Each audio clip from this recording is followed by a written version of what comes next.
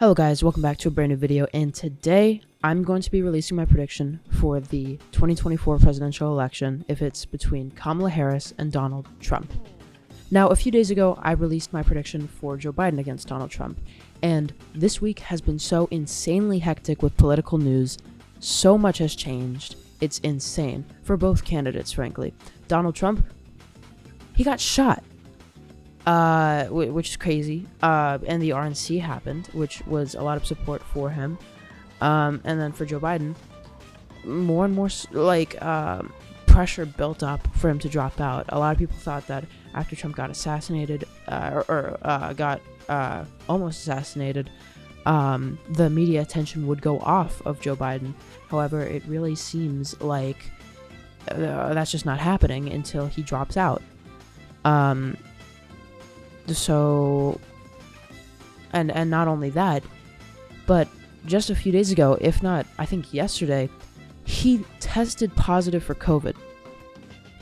And then, a few hours later, he said that, or he asked his advisor if Kamala Harris could do well or win in the election. Which is basically what I ask my mom before I say, can I stay home from school? In short, it's become so obvious that, yeah, Joe Biden's probably going to drop out. You can even see that in the betting markets. Here you have, this is insane, Joe Biden with only a 13% chance of becoming the nominee. He's in third freaking place. That is insane. This is by far the lowest he's ever been in this type of market. Yeah, he's probably gonna drop out. COVID, my man's was already on 1 HP. Okay, COVID, nobody knows what it's gonna do to him, but he probably shouldn't get elected to a second term, you know. And Democrats are taking note of that, and Nancy Pelosi has come out in support, or has asked Biden if this is worth it. Same thing goes for Hakeem Jeffries, Barack Obama, and Chuck Schumer. So those are the four most powerful Democrats in the entire country. And there's still some holdouts thinking that he might not drop out, and you can explore those takes in my most recent video with Tester is Done. It's a great video, go watch it. But in the meantime, Kamala Harris is just the clear favorite for the nominee for president. Now, with Kamala Harris fulfilling that presidential role, it's a lot less well known who the VP is going to be. This shifts so fast. Only like half an hour ago, Roy Cooper was above Josh Shapiro. However, I ended up picking Josh Shapiro not because he is ahead in the betting markets, but because he basically suits Kamala Harris perfectly. What do Democrats need to win? The Rust Belt. Josh Shapiro is an extremely popular governor from the Rust Belt. Okay? I mean, she could pick Gretchen Whitmer for that same effect. However, as much as I hate to say it, I think a dual, like an entirely female ticket wouldn't go too well for some reason. So I think Josh Shapiro is just the perfect bet. And Josh Shapiro will actually affect my prediction a lot. And if it's someone else like Roy Cooper, who knows? Maybe I'll have to make a new prediction. We will find out within a month when the DNC happens. And then on the Republican side, we got our old boy Donald Trump and a new addition, J.D. Vance. I had Doug Burgum as his VP in my last prediction. Total upset. J.D. Vance actually ended up becoming the vice presidential nominee, and that is also one of the big things that has happened since my last prediction. So let's just get started. First, the states that I think will go to Democrats or Kamala Harris by more than 15%. I have California. There you go. By more than 15%, I have California, I have Oregon, I have Washington, Hawaii, Maryland, DC, Delaware. We already have a huge change here, which is New Jersey. I had it going to Biden by likely. However, I think Kamala Harris would be able to pull it home and make it go to Democrats by more than 15%. I don't care what the polls say. They're dumb. So New York, Connecticut, Rhode Island, Massachusetts, Vermont, Maine's first, Illinois, and Colorado. Colorado is a change from 2020. It is shifting to the left extremely fast, and it voted by more than 15 for both its governor and its senator in 2022. So yeah, I think it's going to go to Kamala Harris by more than 15%. Now for Donald Trump, I have for his states going to him by more than 15%. I have Utah, Idaho, Wyoming, Montana, North Dakota, South Dakota, Nebraska's third, Nebraska's second, Maine at large, Oklahoma, Missouri, Arkansas, Louisiana, Mississippi, Alabama, Tennessee, Kentucky, Wyoming, West Virginia, and finally Indiana.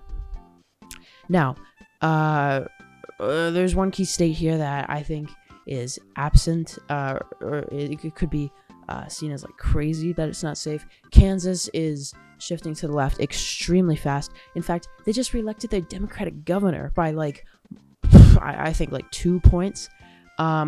It's obviously not a blue state or even a swing state. However, it is shifting to the left very fast. And don't be surprised when it is a swing state by like 2032, 2036. So I have it going to Donald Trump by slightly less than 15%. And that leads us to our next category, which is states going to Donald Trump and J.D. Vance by between 15% and 5%. We have South Carolina, we have Florida. Florida used to be a close state. Obviously, it's what decided the presidential election of 2000. And it only went to Donald Trump by 1% in 2016 and 3% in 2020.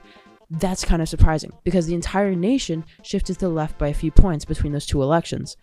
However, Florida is one of the only states, and the only state substantially, that actually ended up shifting to the right. Florida then voted for Ron DeSantis by 19 points, and Senator Marco Rubio by 15 points in the 2022 midterms. So, yeah, it's not even that competitive. And Democrats just said they're not going to put any more funding into it, or they're going to like stay away from it, because if it wasn't for that, Democrats would have done a lot better for the Senate in Wisconsin and North Carolina in 2022. So it seems like they're just giving up on Florida, honestly, and I think it will go to Donald Trump by around like 9 to 11 points. Okay, next we got Maine second. This is just a standard right shifting state. District. It could go to him by more. I think I have it going to him by like 9, because it went to him by 8 in 2020. I think it could go to him by as much as 13, but I really just don't see it going by more than 15. Next we have Ohio. Ohio and Iowa, they're they've been swing states, and then in 2016 they shifted to the right extremely fast because of Donald Trump's populist attitude. They just really seem to love him, and they stayed at R+8 for him both times he was on the ballot. I think that is going to change this time. I think Iowa is going to be a bit more. I think it's going to be like R+11, and Ohio is going to be like R+9. And that really actually matters for the Ohio Senate seat, which could actually decide the fate of the Senate. You can go watch my video on that. And then you've got Alaska, another state kind of like Kansas that is stereotypically a Republican state, but is shifting to the left quite fast. It went to Trump by like 10.1% in 2020. I expect it to be under 10, which is crazy because I expect, spoiler alert, the entire nation to shift to the right this election season. Now for Kamala Harris and Josh Shapiro's likely states, I have New Mexico, I have New Hampshire, Maine at large, Virginia, and Nebraska second. So New Mexico is a lot of people tend to say like, oh, it's shifting to the right because of the Hispanics, and it's going to be close this election season, it's going to be under 5, blah blah blah blah blah blah blah, and that's just simply not happening. I'm going to be real with you here, okay? I do not trust the polls at all this election cycle. They are just too volatile, and it really depends on state polling. Like, you know, in one state you could have it be like R+7, and then state right next to it you could have it be D+10, and they both were like under 2% in 2020. It just does not make any sense, and I've just chosen to largely ignore it. I think there is some merit to be gained, especially from a largely more accurate pollster. However, just right now, Donald Trump is on the ballot, and it is extremely hard to predict that. Also, there's not been many polls released about Kamala Harris versus Donald Trump matchup, since it's not been that long since it seemed like Joe Biden was going to stay into the race. Next, I have Nebraska second. It is next to Omaha. It is a very anti-Trump district. It shifted to the left extremely fast. It voted for Donald Trump in 2016, but voted for Joe Biden by like 7 or 8 in 2020. I think that will stay the same, and it will vote for Joe Biden by like 7 in 20, or not Joe Biden, Kamala Harris, by like 7 or 8 in 2024. If I ever say Joe Biden, no, I'm talking about Kamala Harris, I'm probably going to make that mistake because I'm so used to covering Joe Biden. That's simply because he was the expected nominee for basically his entire first term. It's just such a shocker that he's probably going to be replaced. Then I have Virginia. A lot of people are saying that it's going to be under 5 or maybe even flip. And no, I don't even think it's going to be under 5 if it's Biden against Trump. But Kamala Harris against Donald Trump, I just cannot see it. I think it's going to be like D plus 7, D plus 8. It is shifting to the left extremely fast. And yeah, New Hampshire and Maine, they are very anti-Trump states. They both voted for Biden by like D plus 6 to D plus 9, respectively, in 2020. And I think they're going to go blue by around the same margin in 2024. Next, we are left with our lean states. Except wait, I tricked you, because Minnesota is also a likely state. This is one of the states that really depends on Josh Shapiro. I think if Josh Shapiro is not the VP and it's someone who's more of a Rust Belt, or it's someone who's more of a Sun Belt person, I think it really could be under 5, just like my prediction with Joe Biden. However, with Josh Shapiro and his appeal in the Rust Belt and his appeal to these white working class voters, I think it is likely. I'm not going to lie. Now we can get to our likely states. First, I have Texas. This is going to be such a huge shocker. Okay, I mean, it voted for Donald Trump by 5 in 2020. However, it's been shifting to the left extremely fast, and if you cannot see that, you might just be blind. Okay, in 2012, it voted for Mitt Romney by like I think 17. In 2009, or in 2016, it voted for Donald Trump by 9, and in 2020, it voted for Donald Trump by 5. It is shifting to the left extremely fast. It is anti-Trump. Tons of people from the Rust Belt and California are moving into Texas. You know, that's where the phrase "Don't California or Texas" comes from. And they're shifting it blue. They're shifting it blue. You might have some people say Democrats are maxed out in the suburbs. No, they're not. They're just not. I don't know what you're looking at, but they're not. By like 2032, this is going to be a serious swing state. So even though I have the nation shifting to the right overall, I think Texas's shift to the left will barely make it be under 5. So overall, I think we'll shift to the left by like maybe 0.5%. It would be more if the national environment was different. Next, I have the state of North Carolina. North Carolina is a odd state. It is kind of like the Republican version of Michigan, where you would need like a blue splash to be able to flip it, or even a blue landslide. The last time it went blue was in 2008 for Barack Obama, which is kind of insane because Joe Biden was favored to carry the state, Hillary Clinton was favored to carry the state. It seems like it's impossible. It's a state that's always so close yet so far. However, and you want to know why? Because it's largely about driving minorities out. The African American population in urban areas is extremely crucial to Democrats winning the state. And right now, especially with someone like Joe Biden, they simply aren't getting that. And you know what? I don't think Kamala Harris would be that different. She would obviously be better. She is a woman of color. However, picking Josh Shapiro as your VP would help you a lot in the Rust Belt, which is an area you certainly need to focus on. However, in the Sun Belt, it wouldn't be that good for her. I think it would be like R+2. She would do better with the black vote than Joe Biden, but not by a ton, which would obviously hurt her in North Carolina.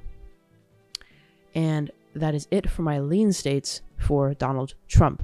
Now for my lean states for Kamala Harris. Oh, that's right, there's none. Yeah, this is kind of crazy. These are the 5 main swing states. Or these are the 6 main swing states in our country. And right now, the way I see it, these are all toss-ups in a Kamala Harris, Josh Shapiro, Donald Trump, J.D. Vance matchup. These are 77 electoral votes, and I think right now they would all be under 1%. if the election were held, if the election happens. Would be under 1% when the election happens. So now, for the states that I think will go to Donald Trump by less than 1%, first, I have the state of Nevada. Oh, nope, not for Kamala Harris. For Donald Trump, it's been shifting to the right quite fast. In 2016, it voted for Hillary Clinton by around 2.4%. In 2020, it did the exact same thing for Joe Biden. However, that's very misleading. It comes off as, oh, it's not shifting at all, but then you got to look at the national environment. The national environment was more favorable for Trump in 2016 than it was in 2020. So if you adjust for the national environment, Nevada actually shifted to the right. And now with this national environment, with it favoring Trump even more than in 2020, or than in 2016, with this national environment favoring Trump even more than in 2020, then yeah, I think Nevada is going to go red. But I think it is going to be fairly close. Next, I have the state of Wisconsin.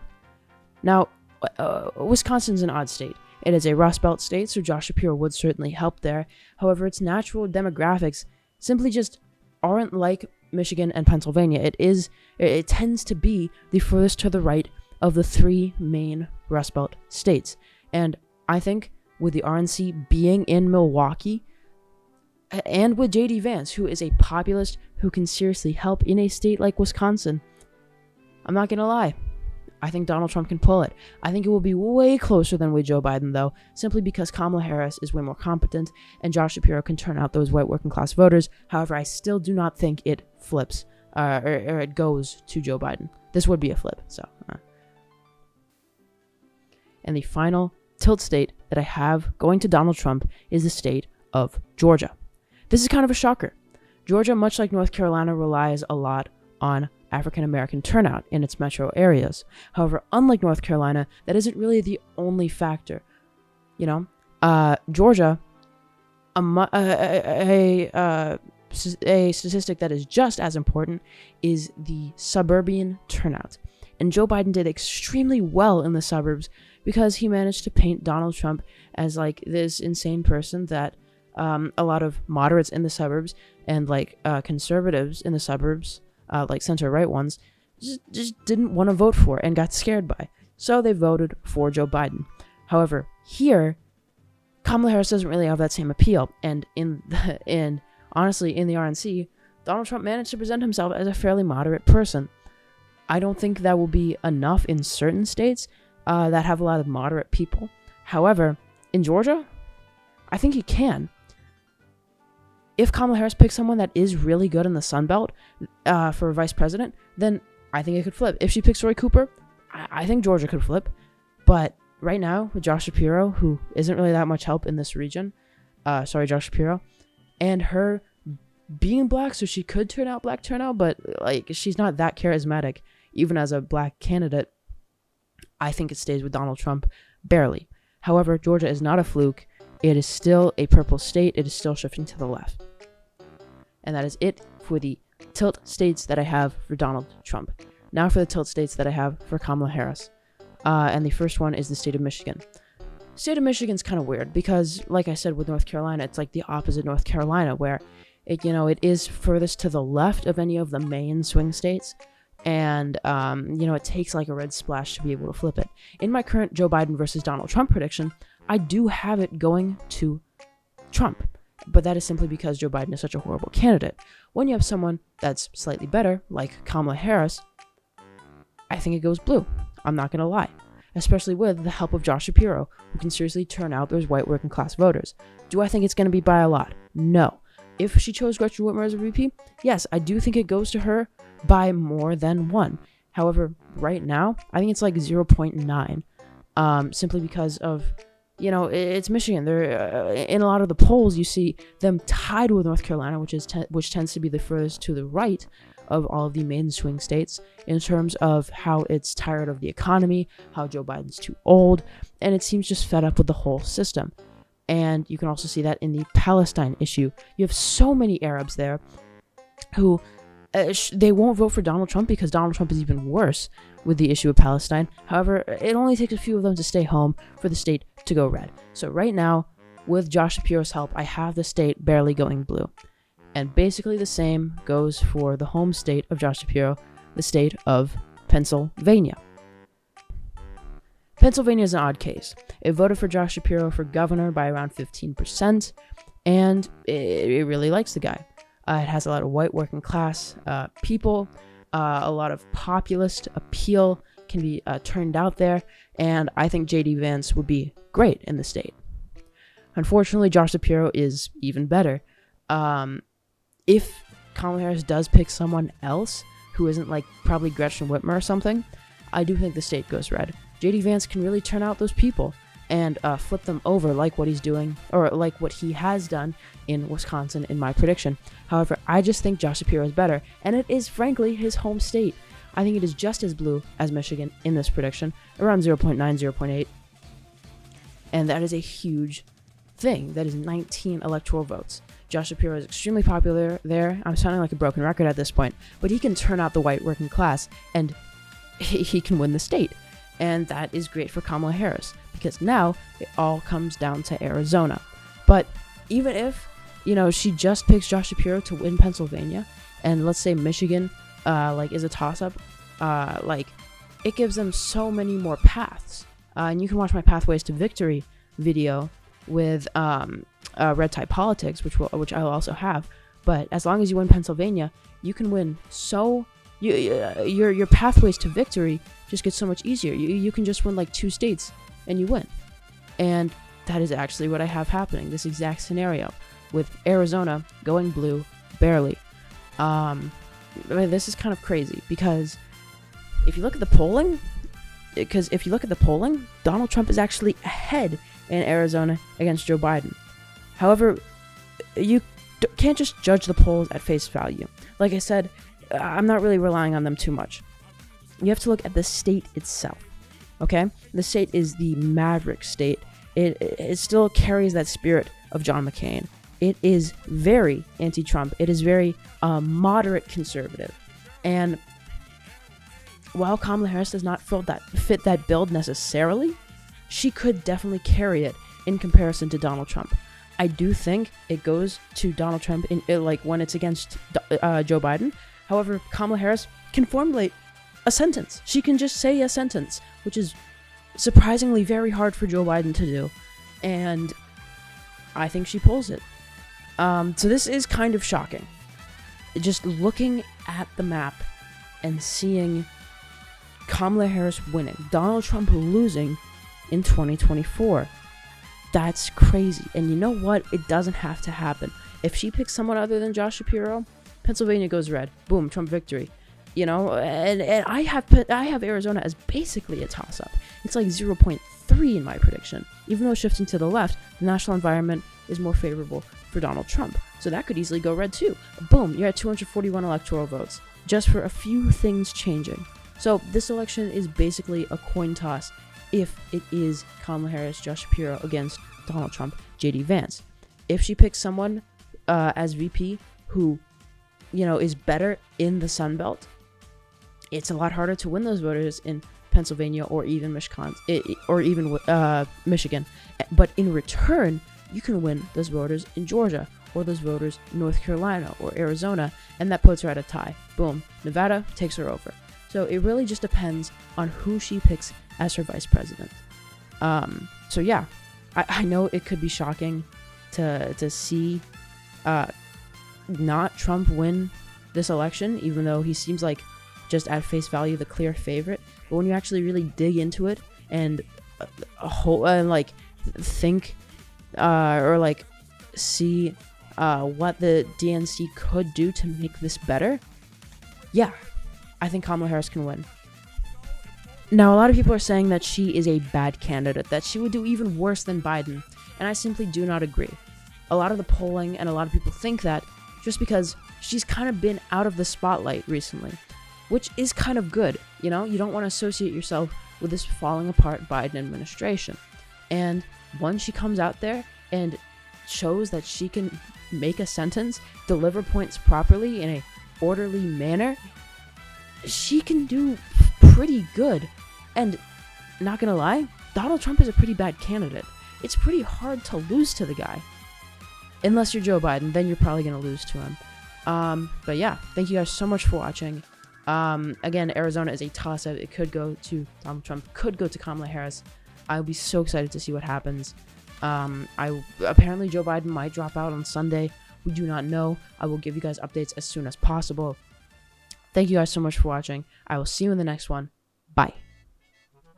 Wear a seatbelt.